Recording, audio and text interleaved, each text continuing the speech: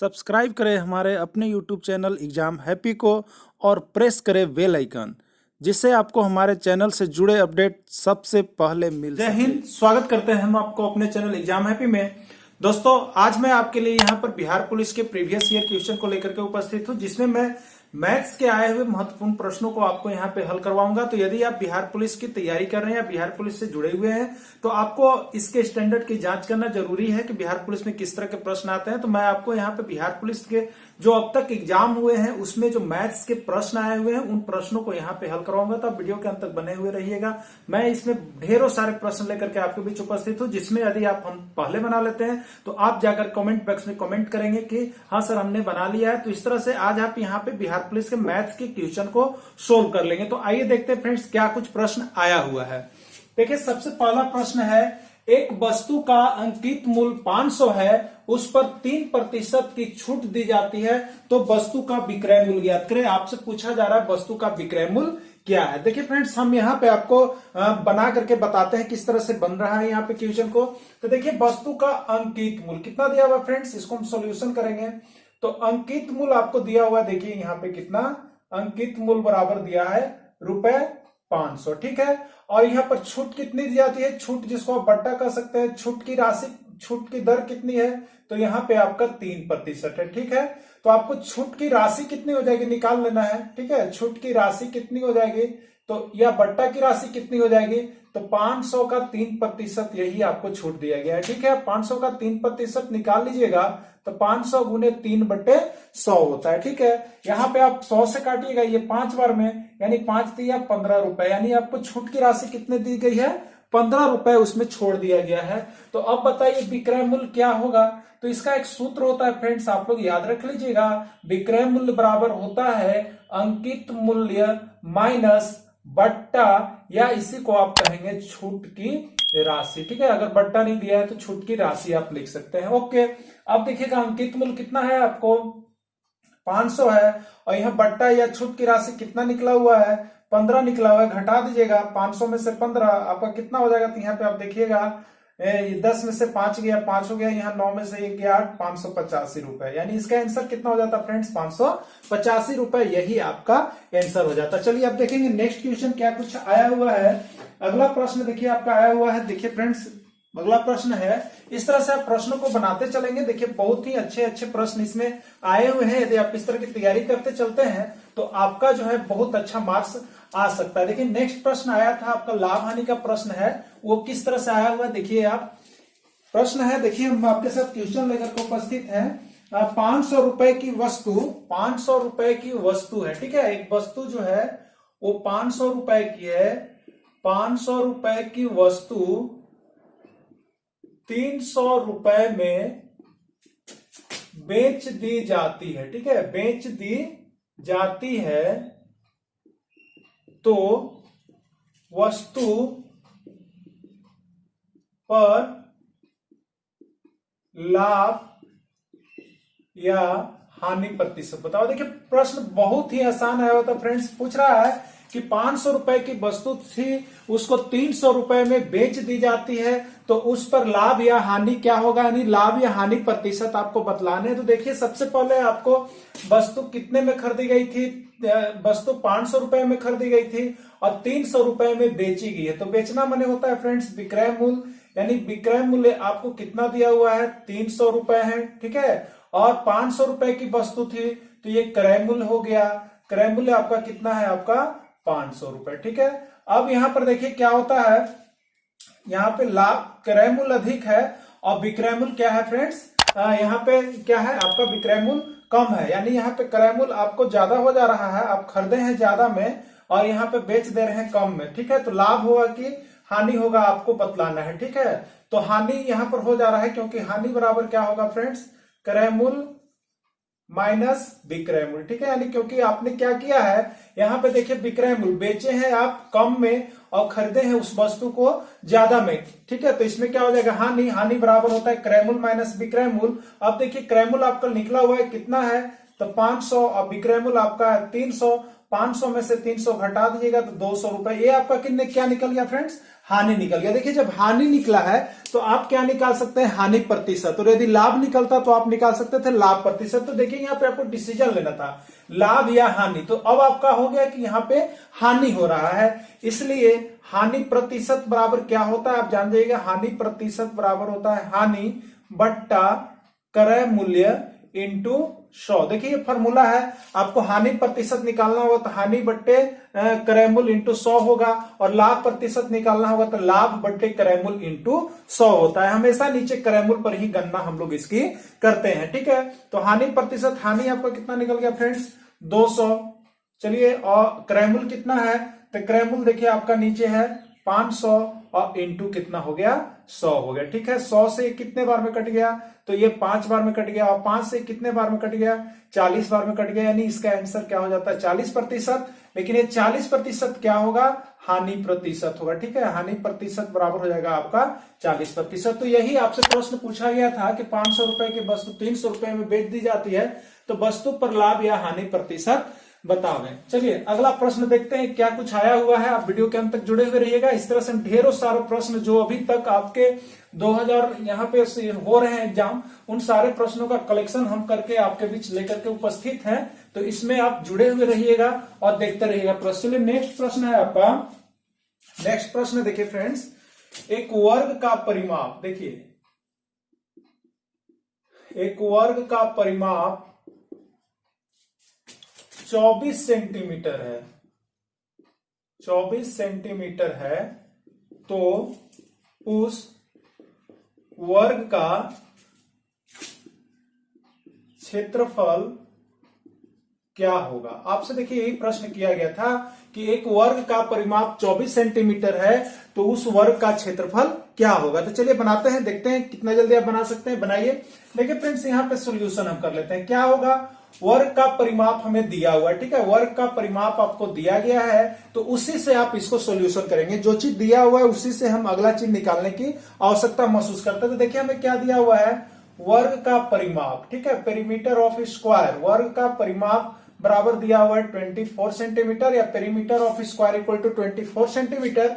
तो अब देखिएगा वर्ग का परिमाप 24 सेंटीमीटर। अब आप बताइएगा, वर्ग के परिमाप का एक फॉर्मूला होता है, ठीक है। वर्ग के परिमाप का फॉर्मूला आप ले लीजिए तो 4 इंटू भुजा होता है, ठीक है। और बराबर कितना हो गया? 24 सेंटीमीटर। अब ठीक है, तो आप भुजा निकाल लेंगे तो भुजा बराबर क्या होगा? तो 24 तो रह जाएगा, लेकिन ये भुजा के साथ ये 4 गुना में है, इसलिए ये जब बाएं से दाएं जाएगा तो ये भाग में हो जाएगा, यानी बट्टा में हो जाएगा। तो 24 बट्टे 4, यानी भुजा बराबर अब क्या लिखेंगे? 24, और ये जो 4 था यहाँ पे चला गया। अब 4 से 6, यानी भुजा बराबर कितना हो जाएगा? 6 सेंटीमीटर। भुजा आपका निकल गया है। अब देखिए आपको निकालना क्या था? उस वर्ग का क्षेत्रफल। यानी क्षेत्रफल निकालने के लिए हमें आवश्यकता किसकी पड़ेगी? भुजा की आवश्यकता पड़ेगी। यदि भुजा आपको पता है तभी आप वर्ग का क्षेत्रफल निकाल सकते हैं। तो यहाँ पे देखिए भुजा आपको पता हो गया, इसलिए वर्ग का क्षेत्रफल आपको निकालना था। तो वर्ग का क्षेत्रफल बराबर क्या होता है फ्रेंड्स? भुजा का स्क्वायर होता है, या इसी को कहते हैं हम लोग साइड स्क्वायर कहते हैं, या इसी को शॉर्ट में लोग लिख देते हैं ए स्क्वायर, ठीक है। अब देखिए तो भुजा का स्क्वायर, तो भुजा आपका कितना निकल गया है? 6 सेंटीमीटर। तो 6 सेंटीमीटर है, और इसका आप क्या कर देंगे? स्क्वायर कर देंगे। 6 सेंटीमीटर का स्क्वायर कर देंगे। तो अब क्या हो जाएगा आपके पास? 6 सेंटीमीटर इंटू 6 सेंटीमीटर। 6 को 6 से गुना कीजिएगा, आपका आता है 36, और सेंटीमीटर को सेंटीमीटर से कीजिएगा तो सेंटीमीटर स्क्वायर, यानी इसका आंसर हो जाता फ्रेंड्स आपका 36 सेंटीमीटर स्क्वायर। देखिए बहुत ही अच्छे अच्छे प्रश्न आए हुए हैं। आप सिर्फ फॉर्मूला को याद रखिएगा और वीडियो के अंत तक जुड़े हुए रहिएगा। देखिएगा किस तरह के प्रश्न आपको एग्जाम में आ रहे हैं। आइए नेक्स्ट प्रश्न हम देखते हैं कि क्या कुछ इसमें आया हुआ है प्रश्न, किस तरह का प्रश्न आ रहा है। तो देखिए नेक्स्ट प्रश्न जो आपका निकला हुआ है, निकल के आया है, वो है एक आयत की लंबाई, एक आयत की लंबाई, एक आयत की लंबाई उसकी चौड़ाई का दुगना है। एक आयत की लंबाई उसकी चौड़ाई का दुगना है, और इसका क्षेत्रफल क्षेत्रफल, और इसका क्षेत्रफल देखिए दिया हुआ है 550,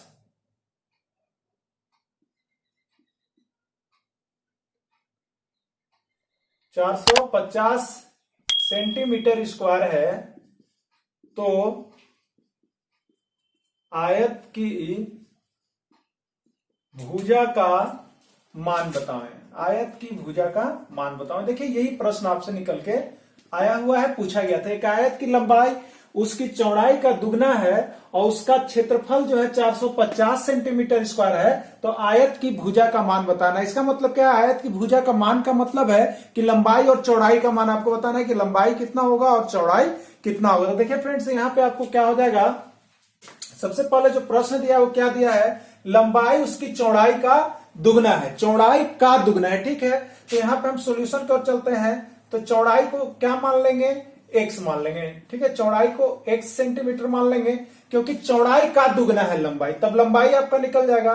लंबाई कितना हो जाएगा, तो लंबाई बराबर हो जाएगा फ्रेंड्स 2x सेंटीमीटर, लंबाई 2x सेंटीमीटर हो गया। अब क्या कर रहा है, इसका क्षेत्रफल 450 सेंटीमीटर स्क्वायर है, ठीक है। तो यहाँ पे आपको क्या दे दिया, क्षेत्रफल बराबर दिया हुआ है 450 सेंटीमीटर स्क्वायर। अब बताइएगा, तो आयत का क्षेत्रफल आपका यहाँ पे दे दिया गया है प्रश्न से, आयत का क्षेत्रफल होता क्या है, तो आयत का क्षेत्रफल का आप यहाँ पे सूत्र लिख लेंगे। आयत का क्षेत्रफल बराबर होता है लंबाई गुने चौड़ाई, और बराबर कितना हो गया 450, ठीक है, सेंटीमीटर स्क्वायर। अब देखिए लंबाई और चौड़ाई आ गया, तो लंबाई कितना है आपके पास 2x, यहाँ 2x रख लीजिएगा। चौड़ाई कितना है आपका x, तो x रख लीजिएगा, और बराबर कितना हो गया 450 सेंटीमीटर। अभी छोड़ देते हैं, हम लास्ट में करेंगे, ठीक है।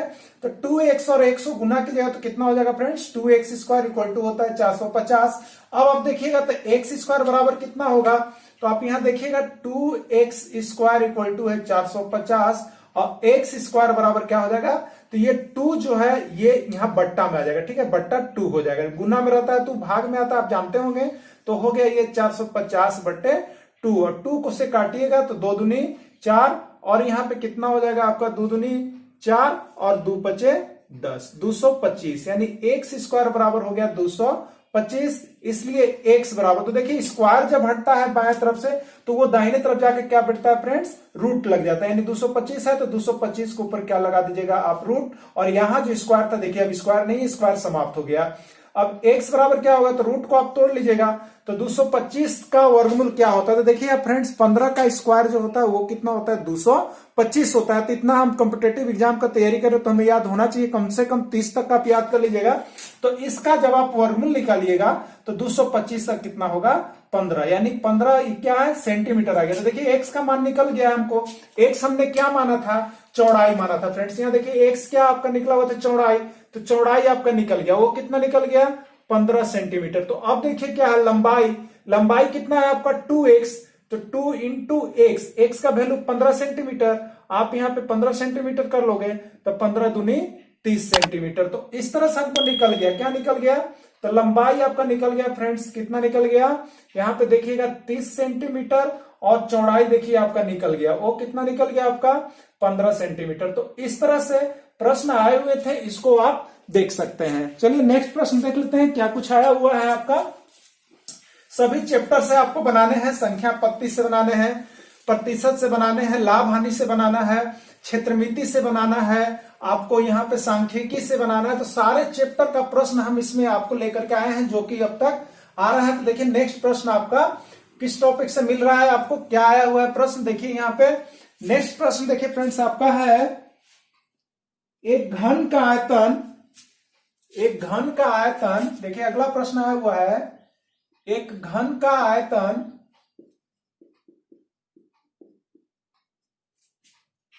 एक घन का आयतन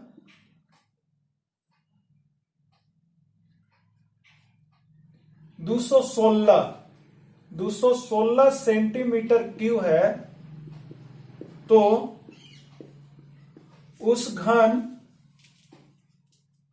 की भुजा का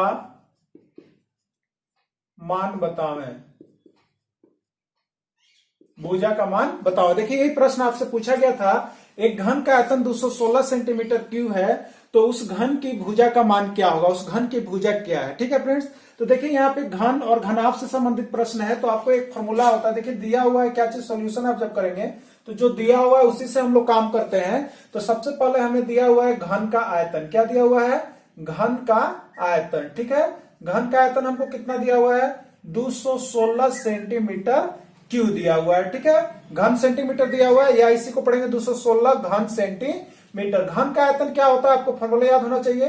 तो घन का आयतन होता है फ्रेंड्स भुजा का क्यूब, और इधर कितना हो जाएगा 216 सेंटीमीटर क्यूब। ठीक है, अब आप देखिएगा भुजा क्यूब। ठीक है, तो हमें भुजा निकालना है फ्रेंड्स, तो भुजा और इधर कितना है 216 सेंटीमीटर क्यूब। देखिएगा यहां से जैसे स्क्वायर हटाते हैं तो यहां पर क्या बैठता है, देखिएगा यहां पे जैसे हम भुजा का स्क्वायर है। ठीक है, और इधर मान लीजिए कि रूट पर इधर 25 था, 25 है, तो आप जब स्क्वायर हटाएंगे यानी भुजा बराबर क्या होगा, तो जब आप स्क्वायर हटाएंगे तो इस 25 के ऊपर क्या होगा, आपको रूट बैठ जाएगा। ठीक है, तो अगर यहाँ पे क्यू रहता फ्रेंड्स, यहाँ क्यू रहेगा तो ये रूट जाएगा और यहाँ पे 3 हो जाएगा। अगर यहाँ पे 4 रहता है तो आप क्या करेंगे, ये रूट लगाएंगे और यहाँ पे 4 लिखेंगे। बस समझ गए, इस तरह से आपको मान निकलता है। तो आपको देखिए यहाँ पे क्या दिया हुआ है, तो यहाँ पे दिया हुआ है आपको, देखिए यहाँ पे दिया हुआ है भुजा का क्यूब, तो भुजा बराबर होगा क्या, अब आप समझ गए होंगे। तो देखिए 216 को रूट में कीजिएगा और 2 तक नहीं लिखते, लेकिन 2 से ऊपर 3 है तो यहाँ पे 3 लिख दीजिएगा। ठीक है, अब देखिए यहाँ पे क्या करेंगे, 216 को आप तोड़ दीजिएगा तो देखिए 6 गुने 6 गुने 6 यानी 6 3 बार आप लिखिएगा तो 216 आएगा, और ये 3, इस 3 का मतलब है फ्रेंड्स कि 3 गो के लिए ये गो अंक रूट से बाहर निकलेगा। ठीक है, तो एक अंक बाहर निकलेगा यानी 6 निकलेगा। ठीक, तो 6 सेंटीमीटर यानी भुजा आपका कितना निकल गया फ्रेंड्स, 6 सेंटीमीटर, और यही आपका हो जाएगा आंसर। आपका आंसर क्या होगा, भुजा बराबर 6 सेंटीमीटर। आपसे पूछा गया था कि उसकी भुजा का मान बताइए, तो देखिए भुजा का मान निकाल चुके हैं आप, वो कितना आपका मान है, 6 सेंटीमीटर है। चलिए अगला प्रश्न हम देख लेते हैं कि अगला प्रश्न क्या पूछा गया था। तो इस तरह से आप हमारे साथ यहाँ पे मैथ के क्लास में बने हुए रहेंगे और प्रैक्टिस करते रहेंगे, और आपको इस तरह का और ज्यादा प्रश्न चाहिए तो आप हमारे वीडियो देखने के बाद कमेंट बॉक्स में जाके बोलेंगे कि सर और भी प्रैक्टिस सेट लाया जाए। चलिए नेक्स्ट प्रश्न आपका आया था, एक बेलन का व्यास 2 सेंटीमीटर और ऊंचाई 7 सेंटीमीटर। देखिए प्रश्न था फ्रेंड्स, एक बेलन का व्यास 2 सेंटीमीटर और ऊंचाई 7 सेंटीमीटर है, तो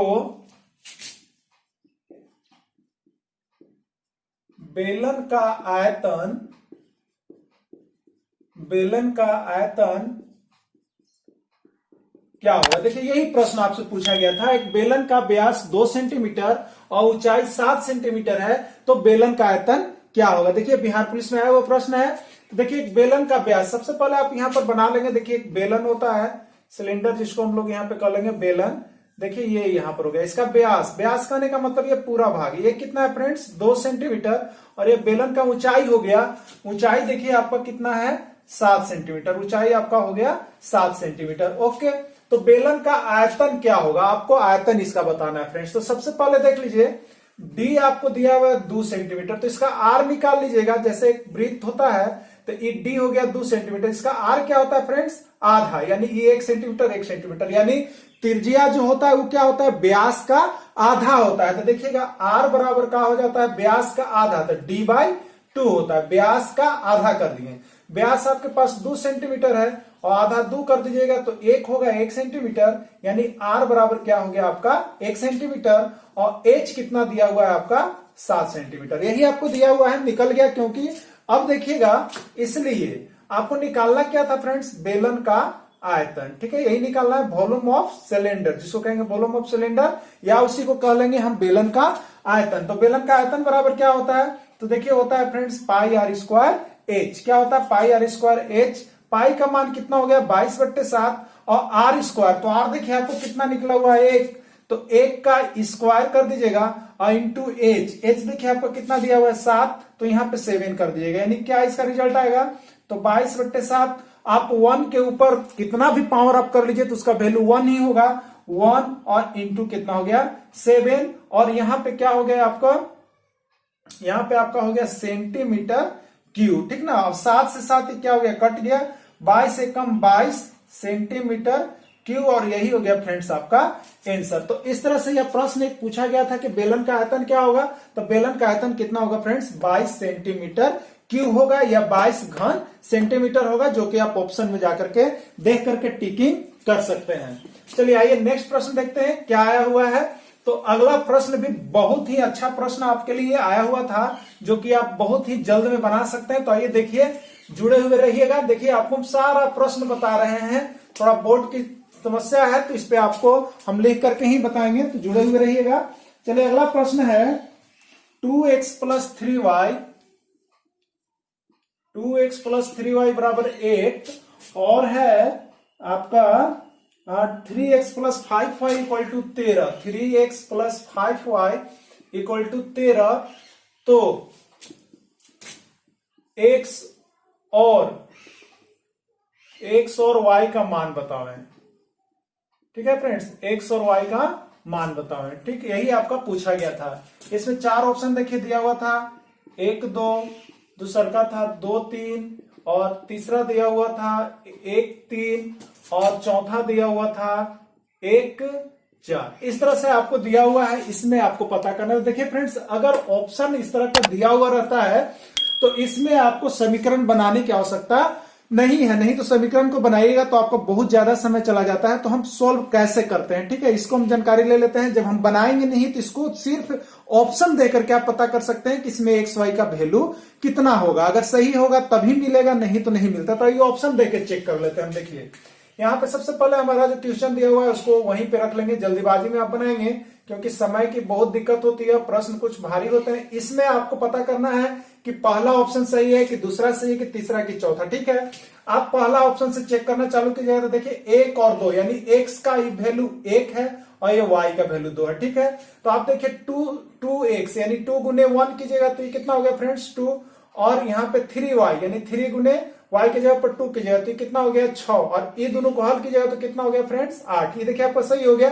इसी तरह नीचे वाला को भी आप देखिएगा, अगर मिलाइएगा सही हो जाता है तो आपका यह विकल्प सही है। आप देखिए 3x, तो 3 गुने x का मान 1 है तो 3 × 1 यानी ये कितना हो गया 3, और 5y, ठीक है, तो 5 × y का मान 2 है तो 5 × 2 यानी कितना हो गया फ्रेंड्स, ये हो गया 10। अब 3 और 10 को जोड़िएगा तो कितना आ जाएगा 13। तो आप देखिए ये भी सही आ गया, यानी हल कर रहे हैं हम 1 और 2 रह करके, तो आपका दोनों यहां पर विकल्प जो है वो सही आ जा रहा है, इसलिए इसका सही आंसर क्या होगा, फर्स्ट होगा। तो इसी तरह से आप और को भी चेक करके देख सकते थे, तो उससे देखिए आपका नहीं मिलेगा, ठीक है। कैसे नहीं मिलेगा तो आप देख लीजिए, यहाँ पे इसको देखेगा 2 और 3 को, तो 2x है, x की जगह पर 2 रखेगा तो 2 दूनी 4 हो जाएगा, और 3y है तो y की जगह पर 3 रखेगा 3 3 9 हो जाएगा, और 9 और 4 13 हो गया। और हमको कितना आना चाहिए था 8 आना चाहिए था, लेकिन आ रहा है कितना 13, इसलिए ये क्या हो गया फ्रेंड्स आपका गलत हो गया। तो इसी तरह से आप समीकरण को बैठाइएगा, जब दोनों ही समीकरण का ये वैल्यू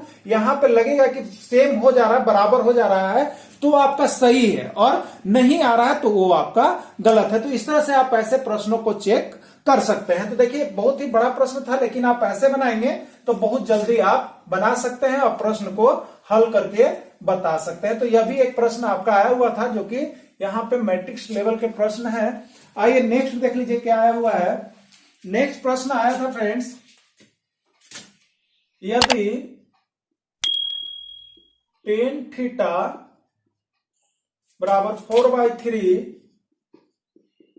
तो साइन थीटा का मान क्या होगा, साइन थीटा का मान क्या होगा। देखिए ये प्रश्न आपसे पूछा गया था कि tan थीटा बराबर 4/3 है तो साइन थीटा का मान क्या होगा, और 4 ऑप्शन दिए गए थे। तो आप देखिए यहाँ पे बनाइएगा, ऑप्शन तो हम नहीं लेकर आए हैं, जिसमें था लिख दिए। आप देखिए tan थीटा, ठीक है फ्रेंड्स, दिया हुआ tan थीटा, तो tan थीटा बराबर कितना है 4/3। आप यहाँ पे जानते होंगे tan थीटा का फॉर्मूला होता है sin थीटा, तो tan थीटा बराबर क्या होता है फ्रेंड्स, यहाँ पे p/b या बराबर हो गया 4/3, या इसी को p को हम लोग कहते हैं लंब और बट्टा क्या कहते हैं आधार, लंब बट्टा आधार, बराबर कितना हो गया 4/3। यानी यहाँ पे p का मान कितना हो गया 4 हो गया। देखिए सामने सामने ले लेंगे, लंब का मान 4 हो गया और आधार का मान 3 हो गया। तो आपको यहां पे क्या करना पड़ता है, निकालना क्या है, साइन थीटा। देखिए आपको निकालना है साइन थीटा। तो आप देख लीजिए साइन थीटा के लिए आपको किस चीज की आवश्यकता है, वो चीज निकलेगा तभी तो साइन थीटा निकलेगा ना। तो साइन थीटा बराबर होता है फ्रेंड्स P बाई एच, यानी साइन थीटा बराबर क्या होता है, लंब बट्टा कर्ण। क्या होता है, लंब बट्टे कर्ण। तो देखिए हमको P तो निकला हुआ है, लेकिन हमको आवश्यकता किसका पड़ रहा है, एच का। एच आप निकाल लेंगे, तो इसलिए एच जिसको आप हाइपोटेनस कहते हैं, कर्ण कहते हैं, तो कर्ण बराबर क्या होता है फ्रेंड्स, तो अंडर रूट पी का स्क्वायर प्लस क्या होता है, बी का स्क्वायर। तो देखिए यहाँ पे पी का मान कितना हो गया, तो 4 का स्क्वायर, और बी कितना हो गया, 3 का स्क्वायर हो गया।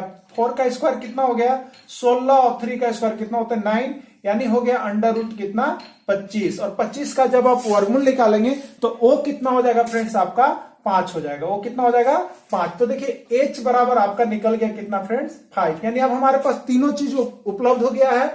देखिए p हो गया है 3, p हो गया है हमारे पास, देखिए क्या हो गया 4, b हमारे पास हो गया 3, और इसी के साथ h अभी हम निकाल चुके हैं, वो कितना हो गया 5। देखिए ये तीनों चीज जब p हो, b हो और h हो, तीनों जब आप निकाल लेते हैं तो आपसे साइन थीटा का वैल्यू पूछ दे, कोस थीटा का वैल्यू पूछ दे, कोसेक का पूछ दे, कोट का पूछ दे, सेक किसी का भी पूछ दे, तो आप बता सकते हैं। इसलिए कोई भी दो चीज दिया हो रहेगा, तीसरा आप निकाल लीजिएगा फॉर्मूला से।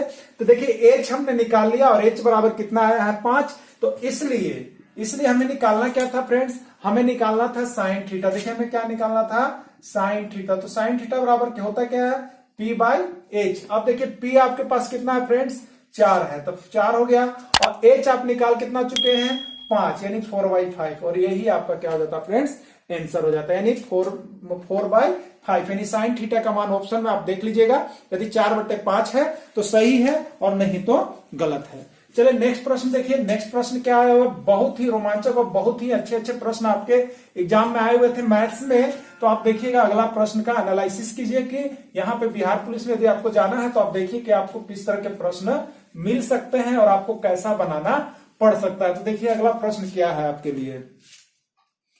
अगला प्रश्न है,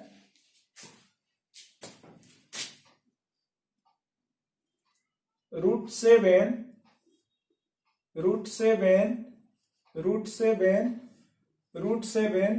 डॉट इंफिनिटिव का मान बताओ। तो देखिए फ्रेंड्स, इस तरह से रूट वाले प्रश्न जो है बहुत सारे पूछे जाते हैं। इसका हमने एक वीडियो अलग से आपको बना करके चैनल पर अपलोड कर दिया गया है। तो यदि आप इस चैनल में नए हैं तो आप एक बार जाकर के चैनल को सब्सक्राइब करके प्लेलिस्ट सेक्शन में आप यहाँ पे बिहार पुलिस प्रैक्टिस सेट में जाकर के देख सकते हैं। इस पर हमने मैथ्स में अलग से एक वीडियो बनाया हुआ, आप देख लीजिएगा। लेकिन यहाँ पे आपको आया हुआ प्रश्न है, आप क्या करेंगे फ्रेंड्स, तो देखिए इस तरह का प्रश्न होता है और डॉट डॉट डॉट इंफिनिटी तक जाता है। तो आप क्या कीजिएगा कि जो इसमें डिजिट लिखा हुआ है 7, आपका आंसर 7 ही होगा। अगर यहाँ पे 8 रहता, ये देखिए गुना का ध्यान रखिएगा, ये गुना वाले हैं, ठीक है, जोड़ घटाव का अलग होता है, उसको वीडियो हमने बना दिया, वहां पर आप देख लीजिएगा। तो ये गुना में इस तरह से अगर आ रहा है और डॉट डॉट डॉट इंफिनिटी तक है, तो इसका आंसर 7 का 7 ही होगा। अगर यहाँ पे देखिए 8 जाता, इस तरह से 8 रहता और डॉट डॉट डॉट इंफिनिटी रहता, तो इसका भी आंसर क्या होता फ्रेंड्स, 8 ही होता है, ठीक है। तो इस तरह से आप यहाँ पे देख लीजिए कि किस तरह का प्रश्न आया हुआ। तो चलिए नेक्स्ट प्रश्न एक आप देख लीजिए। अगला प्रश्न क्या कुछ आपसे पूछा गया है वो आप देखिएगा। अगला प्रश्न है,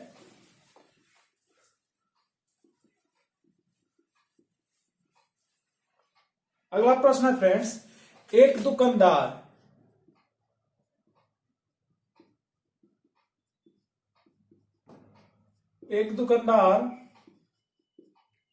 सोफा के मूल्य में पहले 10% की वृद्धि कर देता है, तो अब सोफा के मूल्य में कितने प्रतिशत की कमी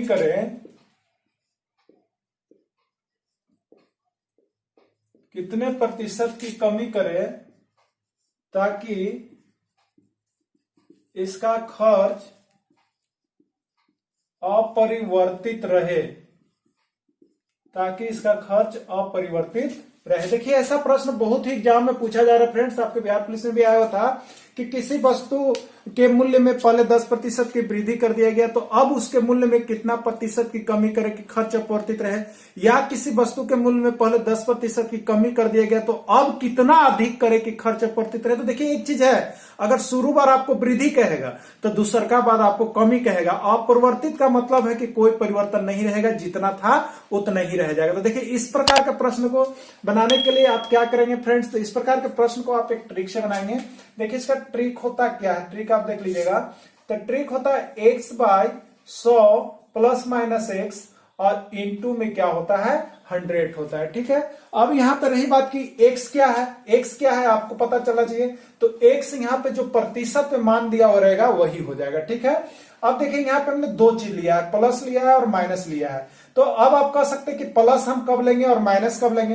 तो प्लस देखिए शुरुआती बार आप ध्यान दीजिएगा फ्रेंड्स, अगर शुरुआती बार आपका प्लस में लेने का मतलब है कि वृद्धि अगर रहेगा, वृद्धि रहेगा तो प्लस वाला चिन्ह के साथ बनाइएगा। और शुरुआती बार यदि देखिए यहाँ वृद्धि की जगह पर हम क्या कर लिख देते हैं कमी, अगर कमी कर देंगे तो हम किस चीज में लेंगे, यहाँ कमी कर देंगे तो हम माइनस लेंगे। तो अभी आप क्या लीजिएगा, अब आपको पता चल गया होगा क्योंकि आपका यहाँ शुरू बार है वृद्धि, वृद्धि यानी प्लस वाला लीजिएगा। तो अभी आपका क्या काम करेगा इसमें, तो अभी आपका काम करेगा यहाँ पे x/100 प्लस x इंटू 100। ठीक है, इंटू 100 ये वाला काम करेगा। प्लस आपने क्यों लिया, क्योंकि यहाँ पे वृद्धि है। ठीक है, अगर यहाँ पे कमी रहता तो यहाँ पे माइनस लेते हैं आप। तो x देखिए आपके पास 10 है और नीचे कितना हो गया 100 प्लस 10 और इंटू कितना हो गया 100।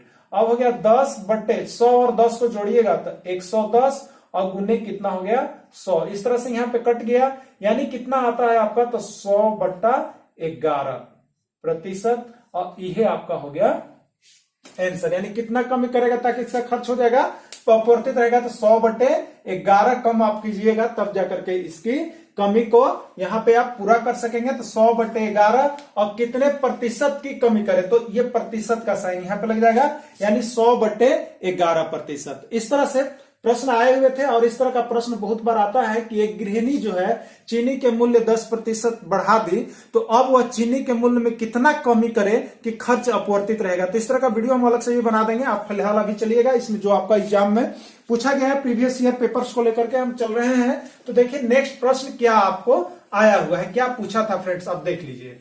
चलिए अगला प्रश्न की ओर हम चलते हैं। अगला प्रश्न देखिए बहुत ही अच्छा प्रश्न है और यदि आप इसको बना रहे हैं तो समझिए कि ये आपका हर एग्जाम में सिर्फ बिहार पुलिस ही नहीं, आपको यहाँ पे सीआरपीएफ, बीएसएफ, एसएससी, जीडी का भी क्लास चलेगा, उसमें भी आप इसका तैयारी कर सकते हैं। चलिए नेक्स्ट प्रश्न देख लेते हैं। अगला प्रश्न आया हुआ था फ्रेंड्स, यहाँ पे देखिएगा अगला प्रश्न है, अगला प्रश्न आपका है यदि राम की आय रहीम की आय से 20% अधिक है तो रहीम की आय राम की आय से कितना प्रतिशत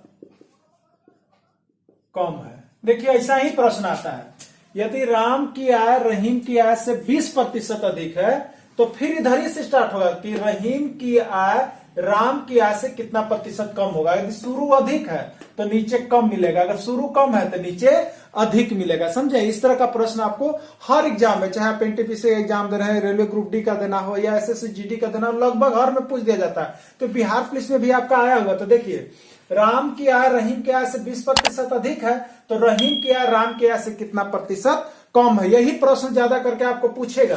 तो देखिए कैसे हम लोग इसको बनाते हैं, तो इसका ट्रिक है फ्रेंड्स। ठीक है, क्या कीजिएगा, तो कम बेसी वाला रहेगा तो x/100 plus minus x into 100 यह पर बनता है। ठीक ना, तो x यहाँ पर क्या हो गया, जो प्रतिशत है, x मैंने प्रतिशत वाला जो दिया हुआ है, ये प्लस कब लेंगे, तो अधिक कहेगा तो प्लस, अगर शुरू बार अधिक कहेगा तो यहाँ प्लस लीजिएगा और शुरू बार कम कहेगा तो यहाँ माइनस लीजिएगा। तो अभी अधिक कहा है इसलिए आप क्या लेंगे, इसमें प्लस वाला लेंगे। ठीक, तो तो यहाँ पे कितना हो गया 20/100 प्लस 20 और इंटू कितना हो जाएगा 100 हो जाएगा। तो 20/120 और इंटू क्या हो जाएगा 100। तो देखिए यहाँ पे 20 छक 120 हो गया फ्रेंड्स। और काटिएगा तो 2 तिया 6 और 2 से 50, यानी इसको हम लिख सकते हैं 50/3%, या नहीं तो इसको आप क्या दीजिएगा पूर्णांक में भी आप दे सकते हैं, तो 16.2/3%। 16 तिया 48, 2 50 और 50/3। तो अगर पूर्णांक में होगा तो पूर्णांक में, और तो बट्टे में होगा तो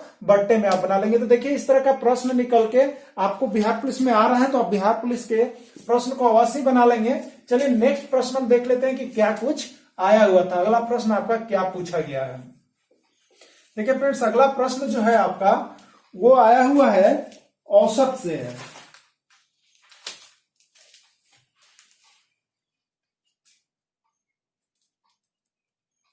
अगला प्रश्न है शीला और शर्मिला की आयु का अनुपात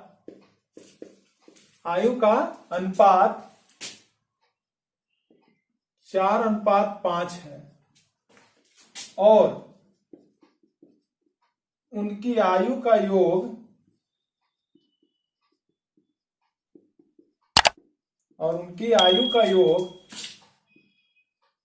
63 वर्ष है, तो 5 वर्ष बाद उनकी आयु का अनुपात 5 वर्ष बाद उनकी आयु का अनुपात क्या होगा। 5 वर्ष बाद उनकी आयु का अनुपात क्या होगा, ये आपसे पूछा जा रहा है फ्रेंड्स। तो चलिए देखते हैं इसको बनाते हैं, कैसा ही बनेगा, किस तरह से हम इसको बनाते हैं। तो देखिए फ्रेंड्स, सबसे पहले शीला और शर्मिला की आयु का अनुपात दिया हुआ है, न कि आयु दिया हुआ है। ऐसा नहीं दिया हुआ कि शीला की आयु 10 वर्ष है और शर्मिला की आयु 20 वर्ष है, ऐसा नहीं दिया गया, उसका अनुपात दिया हुआ है। तो आप क्या मान लेंगे, तो मान लेंगे कि शीला की आयु जो है 4:5 है, तो जो शुरू बार है उसको इसमें x लगा लीजिएगा, यानी 4x कर लेंगे, और अगला वाला में क्या कर लेंगे 5x कर लेंगे। तो देखिए यहाँ पर शुरू जो प्रारंभ नाम है शीला, तो प्रारंभ अनुपात जो होगा वो शीला का होगा, और सेकेंड नाम है शर्मिला, तो सेकेंड वाला अंक जो होगा शर्मिला का होगा। तो ठीक है, तो शीला का आयु कितना हो जाएगा फ्रेंड्स, उसमें x लगा लेंगे हम, क्योंकि अनुपात दिया हुआ, तो x शीला का आयु हो गया 4x और शर्मिला का आयु हो गया कितना फ्रेंड्स, शर्मिला का आयु हो जाएगा 5x। ठीक है, अब देखिए यहाँ पे क्या कहा जा रहा है, उनकी आयु का योग 63 है। उनकी आयु का योग क्या है फ्रेंड्स 63, तो उनकी आयु कितना है 4x और 5x है। तो आयु का योग यानी 4x और 5x को जोड़िएगा, तो जोड़ के योग कितना दे रहा है आपको 63 दे रहा है। देखिए आयु का योग, तो दोनों का आयु हम क्या कर लेंगे जोड़ लेंगे, और बराबर में जो दे रहा है उसको लिख लेंगे 63।